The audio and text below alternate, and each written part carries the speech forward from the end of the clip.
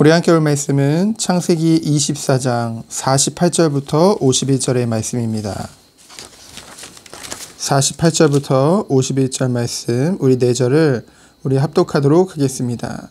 내 주인 아브라함의 하나님 여호와께서 나를 바른 길로 인도하사 나의 주인의 동생의 딸을 그의 아들을 위하여 택하게 하셨으므로 내가 머리를 숙여 그에게 경배하고 찬송하였나이다.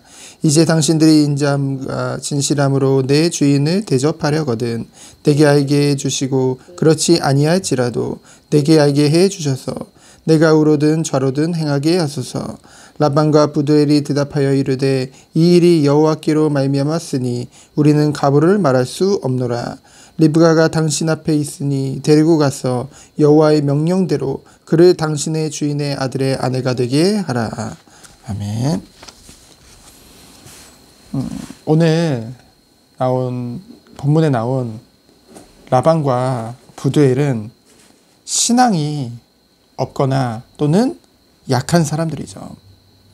특별히 라반은 그 이후에 기록된 것들을 보면은 딸 라헬이 아버지가 섬기던 우상 드라빔을 훔친 장면이 나오죠. 그것을 미뤄보건대 우상을 섬기던 우상 숭배자였던 거죠. 당연히 우상과 하나님을 함께 섬길 수 없는 것이기 때문에 라반은 우상 숭배자였습니다. 그리고 부두엘 또한 약속의 땅 가나안으로 하나님 언약 따라 온 것이 아니라 그 하나님의 땅에 머물러 있었거든요. 그러니 믿음이 신앙이 약한 자 또는 없던 자라고 볼 수 있겠죠. 그럼에도 오늘 아브라함의 충성된 종이에요. 정말로 정직했던 그 엘리에셀의 주인인 아브라함의 맹세와 그리고 자신의 기도, 그 모든 응답을 하나님께서 어떻게 이루셨는지 그리고 인도하셨는지 그 과정을 고백했을 때 비록 그들이 믿음이 없던 사람들이었지만은 그 말씀을 듣고 오늘 50절에 보니까 이 일이 여호와께로 말미암았음에 본인들이 가부, 허락하고 말고 그런 것을 말할 수가 없다. 그리고 또 무엇을 말했습니까?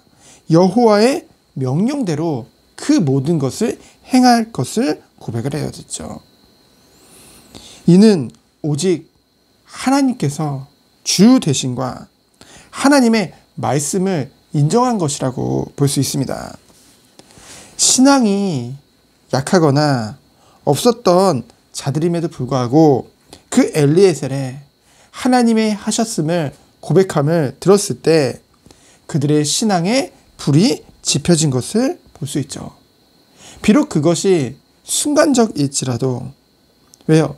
그 이후에 기록된 것을 보면 여전히 우상을 섬겼기 때문에 어쨌든 오늘 본문을 통해서 우리가 정말로 묵상하고 정말 우리가 기도해야 될 것은 무엇이겠습니까? 첫 번째로 하나님께서 구원받은 주의 백성들을 온 세상에 흩어서 살게 하신 이유입니다. 바로 이 엘리에셀과 같은 축복을 누리라고 하나님이 우리를 그렇게 흩으신 것이죠. 엘리에셀이 누렸던 축복은 무엇입니까? 오직 그 주인을 위해 충성된 그 모든 맹세를 성실하고 정직하게 행했던 거죠. 어쩌면 이것이 정말로 하나님의 피값으로 사신 주의 백성들이, 주의 자녀들이 기본적으로 누릴 축복이 아닐까 생각해 봅니다. 하나님께서 우리들을 완전한 복음으로 구원해 주셨거든요. 완전한 복음은 왜 완전합니까? 하나님이 언약하시고 하나님이 십자가에서 다 이루셨기 때문에, 그리고 그 은혜를, 그 축복을 우리에게 은혜로 선물로 주셨기 때문입니다. 우리 한 사람 한 사람은 그리스도의 피값으로 산 주의 자녀여 주의 종인 것이죠. 그래서 우리가 정말로 종으로 살라는 것을 말하는 것이 아닙니다. 우리는 사랑받는 주의 자녀와 같이 사는 거죠. 근데 우리의 마음과 중심에 갈라디아 2장 20절 바울이 고백했던 것 같이 우리는 십자가와 함께 못 박힌 것입니다. 과거의 나는 이미 죽은 거예요. 이제는 내 안에 그리스도께서 사시는 그 축복, 그 중심으로 우리는 모든 것을 행해야 되는 거죠. 내가 아닙니다. 하나님이 모든 것을 행하셨음을 내가 있는 현장에서 누리고 고백하는 축복을 누리는 거죠. 그래서 뭡니까? 없던 신앙도 살아난 만큼 먼저 내가 하나님의 확실한 증거 속으로 들어가야겠죠. 그리고 그것을 현장에서 믿음의 고백으로 나타내야 될 것입니다. 그것이 우리가 누릴 축복이에요. 왜 그렇습니까? 우리가 가는 모든 곳곳마다, 우리가 속한 현장마다 하나님께서는 그 현장에 우리가 복음으로 살릴 자들을 다 예배해 두신 거예요.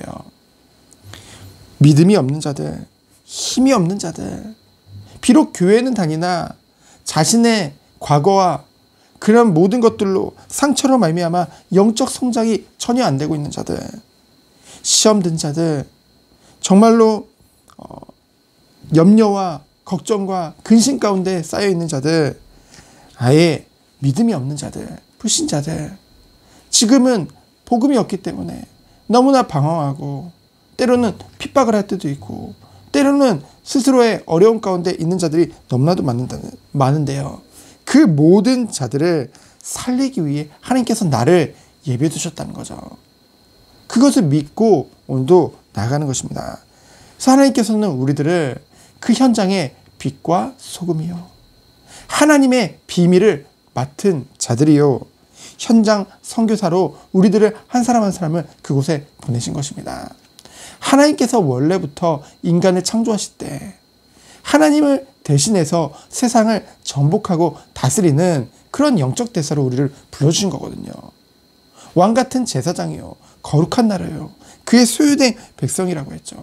이는 우리가 속한 모든 현장에 하나님의 살아계심과 그 하나님의 은혜를 선포하는 자로 우리를 불러주신 것입니다.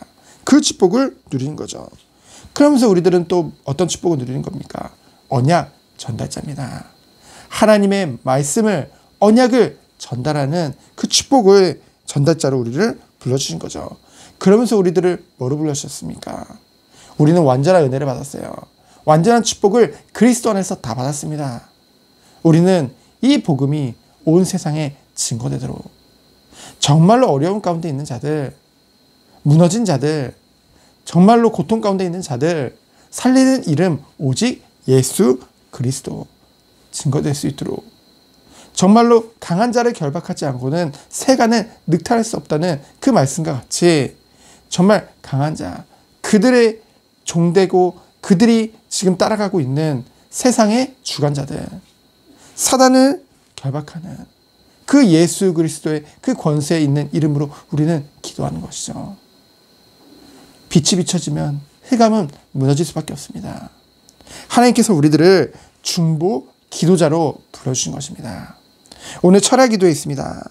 정말 철야 기도를 통해서 우리가 정말로 하나님을 찬양할 때 흑암은 무너지게 되어 있습니다. 모든 불신앙은 무너지게 되어 있습니다. 찬양의 비밀과, 그러면서 뭡니까? 주의 말씀을 통해서 주의 음성을 듣는 거예요. 다시 한번 하나님의 말씀을 붙잡는 것입니다. 그러면서 그 언약에 집중하는 가운데 하나님이 원하시는 참된 기도 속으로 들어가는, 감사의 기도 속으로 들어가는, 그러면서 영혼들을 위해 기도하는 중보 기도자의 축복을 누리는 오늘 이 새벽 시간과 그리고 철야 기도에 되어지기를 예수 그리스도 이름으로 축원드립니다. 시간 기도합니다. 하나님 감사합니다. 기도하며 정말 하나님의 뜻과 계획을 알고 주님이 원하시는 참된 전도자로, 참된 중보 기도자로 서는 오늘 하루 되도록 주께서 축복하여 주옵소서. 살아계신 예수 그리스도 이름으로 기도합니다. 아멘.